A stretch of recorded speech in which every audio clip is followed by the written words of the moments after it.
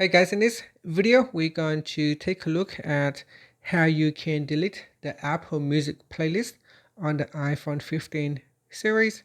First, let's go back to the home screen by swiping up at the bottom of the screen. And on the home screen, open up Apple Music. Next, in here, tap on Library. So tap on the Library tab at the bottom. Then tap on Playlist. Next in here, open up the playlist that you want to remove. So here I've got a test playlist, tap on that. Then tap on the more button at the top and then tap on delete from library. Then tap on delete playlist. And that's it. So we have now successfully deleted a playlist. Another way to do it is to touch and hold on that playlist there. Then tap on removed. And then you can choose only remove, download, or delete from library. And that's it.